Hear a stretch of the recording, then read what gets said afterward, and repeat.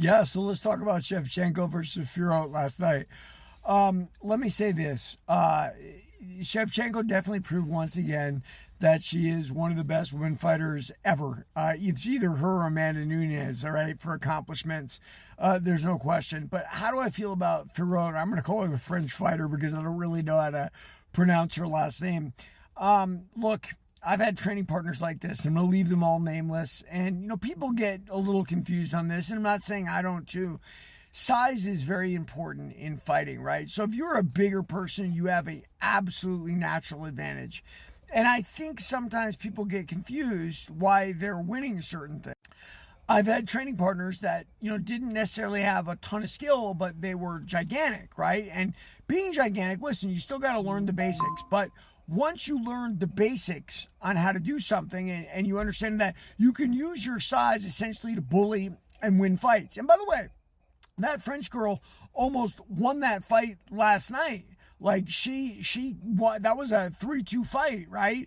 And it was all based on her size, whether it was her getting a takedown or avoiding a takedown or her pushing Shevchenko to the cage. That was all based on her giant stature next to the champ Valentina. When you're talking skill, Valentina had it all over her. Now Valentina keeps doing something that I don't really understand. She's in love with spinning. And by the way, so am I. Like, I'm a Tong Soo stylist, right? I love my spin kicks, right?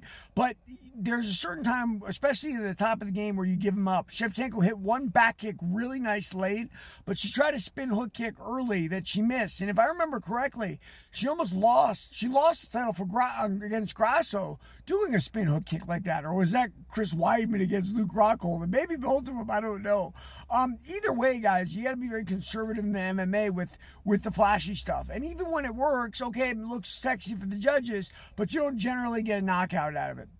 But dealing with the issue of size, people have a hard time believing that size is that important. And it just is. And I go into this in my book about how, people said to me at a fight, like, oh, Mighty Mouse could kill you. And I smile like, oh, Mighty Mouse couldn't kill me. I'm 250-pound fighter, Mighty Mouse is a 125-pound guy, and it's the common man not understanding that their hero in the ring is a hero in that weight class alone, isn't necessarily a hero above that.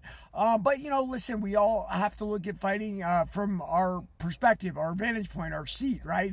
Many times I've gotten starstruck over guys in the ring when I actually sparred them and said, well, you're just another dude. And indeed, you are. You're just another person, because that's all we are in this world. But Shevchenko is definitely a special person, and I would give her the title of best female fighter of all time with what she's accomplished. I know some would debate that with Nunes, but yeah, she's got it from me. It's because she's a true traditional martial artist. Read my book, Warrior of the Light.